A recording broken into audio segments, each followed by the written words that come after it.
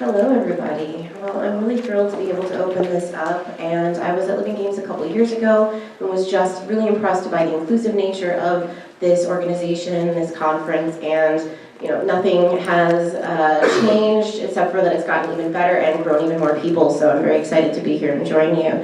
The idea of being our best selves and improving, I think permeates through this conference. I'm really excited to be a part of that, and that's what I'm looking at when I'm asking the question about how we can promote healthy communities in Larp. I come to this research and these ideas from my social psychology background, where I study the ways in which emotion and cognition influence group conflict and intergroup dynamics, and so I'm really interested in looking at how those same principles play out in Larp communities. So when I ask these questions, I'm in no way saying that I know the answers. So when I ask the question of what is Larp health, I'm not saying that I have all of the indicators of Larp health. I actually think it's really exciting work to try to develop a shared understanding of what our goals might be, both as a larger worldwide Larp community as well as in our individual communities in terms of Larp health. But some of the things that I've been thinking about based in my background are the satisfaction of players. So how satisfied are players both with their games, the stories they're telling in their games, and their communities. The absence of something, which sometimes can be meaningful too, right? The absence of conflict in Larp. Now, that's not to say that conflict is always bad, right? We know that conflict can produce positive change as well. Conflict can be necessary, but sometimes too much conflict can be a negative experience. And then drawing on research by Martin Seligman and other positive psychologists, we can ask the question about, are our groups not just at minimal satisfied and not having overly too many conflicts, but are they also thriving? And what does thriving mean in your different communities? Perhaps it's just the simple goal of the presence of the community is making the lives of its participants better, or helping them to grow skills, abilities, social skills, career skills, right? The options are wide open. So this is one part in which I hope that this talk is going to be part of an ongoing conversation that's already started and that will continue. But these are some of the ideas that I think of when I think of Larp health. So in my own experience with Larp, when I think of Larp health, I can't help but think about when I first joined the Southern California Larp community in 2009. And so I primarily engaged in cinematic boffer Larp. Any cinematic boffer Larpers here? Yes, okay, great. Some, the few, the mighty. But so in my first experience, I came in, and telling a little story here, came in with a group of people who were disaffected with their current Larp community. They had played in a PvP Larp that they had been, they felt mistreated in. So they had stopped playing Larp for a while entirely, and then they found out about this PvE collaborative, we're heroes trying to save the world kind of situation. A lot of them found that to be appealing. We came in as a group. I had no prior Larp experience, and I had no prior saltiness over this past Larp experience like they did. But nevertheless, I was part of a social group that had that tenor to it. So when we think about Larp health, we can think about social embeddedness. To what degree are the members of a community all part of past experiences, present communities, trauma, positive experiences, and how does that influence the Larp community itself? So in my experience, our group was welcomed with open arms by some, but I don't know if any of you have had this experience with groups that are only set up to run in a certain size. A sudden surge of players, whether or not they're great people, great role players, can be a stressor. And so that part of the social embeddedness also was an issue. So there was then great discussion about instituting a player cap. Anybody here been part of such a discussion? It doesn't feel good when it comes up right after you join the group. But, so this idea of player fit comes in, right? So how much did some of the people in the game have a vision for what their community looked like? Size, structure, the amount of work that needed to go into keeping it running, which increases as you increase your size, this conference being no exception. This idea of match and style preference and aesthetics can also affect community health. If you have too much mismatch, it's a problem. And then finally, bleed management. So giving my story, my example of joining the Larp community, issues that people were having with the growth in size may have spilled over into the way that their characters treated our characters, not being as welcoming on mods, for example. I'm not trying to give a negative view. Other people were quite welcoming, but just to give you an idea of how bleed can occur in these situations as well. All right, so I stuck with the group. Thankfully, joined the larger community. 6 years later or so, a new group wants to join our Larp. A big group. Guess what I said? I don't know, can we take on this whole group of new players? How will it change our Larp community? So there I was being perpetrating the same thing that had happened to me. So this is definitely something that we all go through as just one example of Larp health and growing pains and changes. So talk a little bit more about social embeddedness.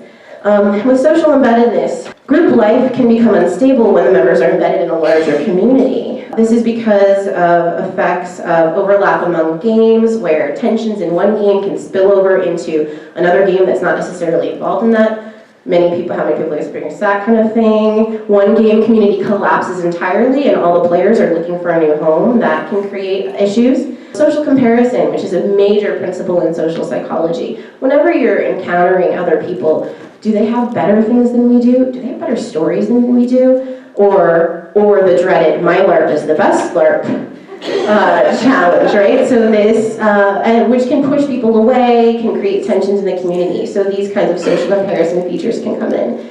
And then cliques and factions. Cliques and factions are really interesting. So how many of you have, as storytellers, have used a faction to spread a story throughout a community? Because it's quick, it's efficient, it's effective, you trust those players to get that done. How many of you have heard complaints about people feeling that some cliques and factions are favored over others? Right, so these are ambivalent features, right? No, I'm not saying any one of these things are good or bad, let's get rid of cliques. They have their purposes, and in fact, in group life, they're inevitable, right? And they can have positive outcomes and negative outcomes at the same time, right? So a clique may break off from a Larp because they don't agree with what's happening in that group. Then the remaining group suffers from the loss of those players, but at the same time may then have unified vision and purpose going forward without that group there. Pros and cons. No judgment, just observing what happens.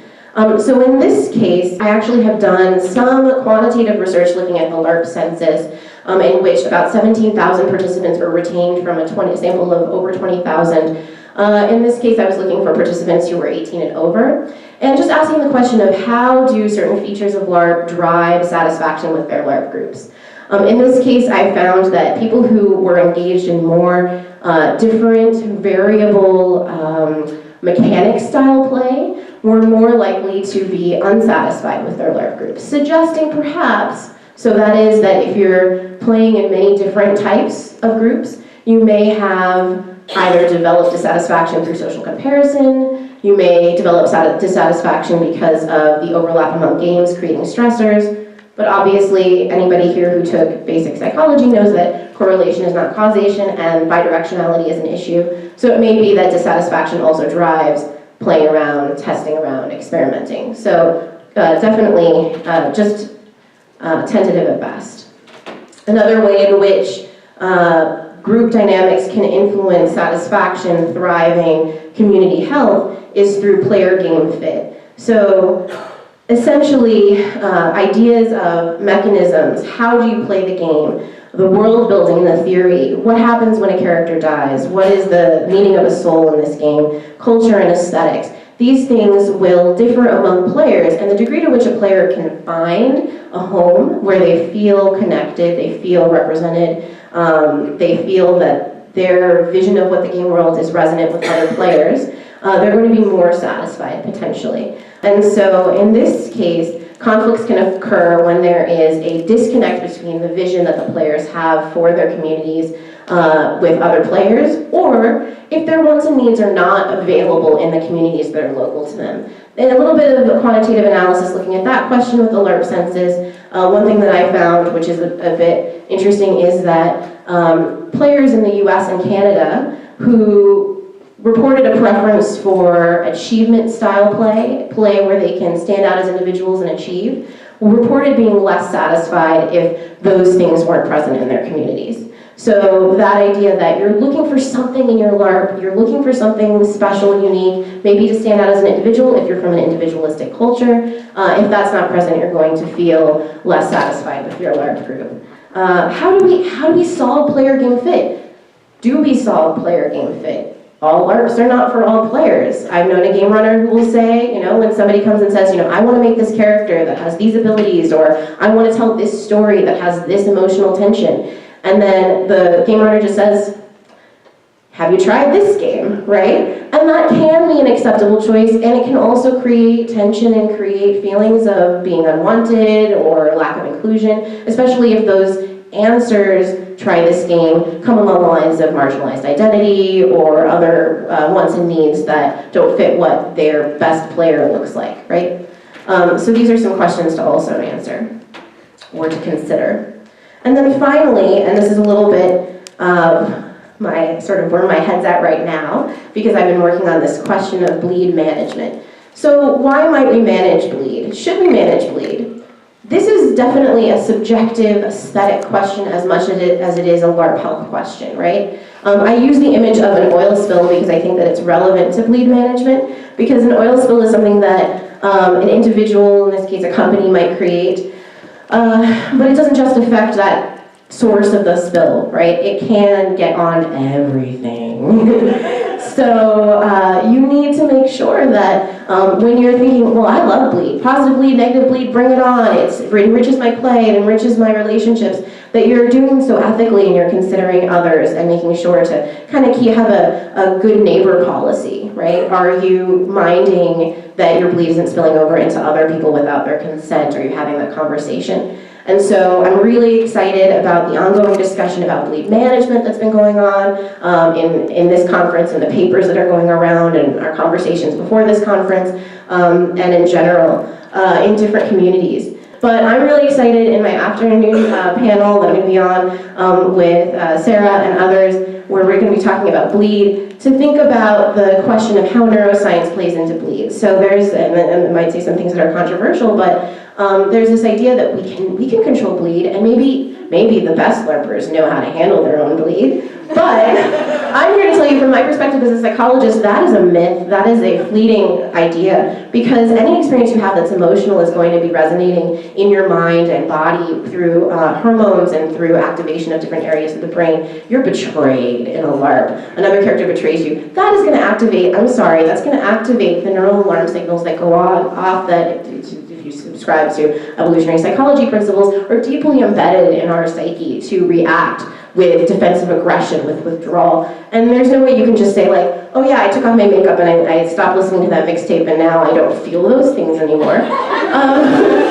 Not to say though that those activities aren't important, right? So that is why we are in this really great discussion about de-rolling and sanctuaries and safe spaces and talks that allow us to help to manage bleed. But when are we going to be at a loss to do so? When are we going to have those coping mechanisms and those tools that allow us to really handle that? Oh, thank you. And so, to totally tease my talk, I think that the research on executive function and how there are situations that can deplete our ability to have self-control and situations that can replenish that. LARPing, I'm happy to tell you, is really taxing and exciting, and it takes a lot, and we all know that. So self-presentation, making lots of choices, having to switch between frames, these are all things, not having enough food sometimes, these are all things that can deplete our self-control. But there are activities in LARP and in the LARP health mechanisms that are already coming out of best practices, like that Alex Rowland and Brody Atwater are talking about, and trying to standardize a guide for counseling. We need to think about how we can be pinpointing ways to replenish these self-control resources and going forward in an effective way, both with our experience of what works, but also with an empirically driven focus as well. Both can work together. And then just to conclude, LARP health is definitely worthy of study, and the question of how to operationalize health is an open one, and standardization is coming both at the community level and the individual level, and the question is what's going to guide those principles. Thank you.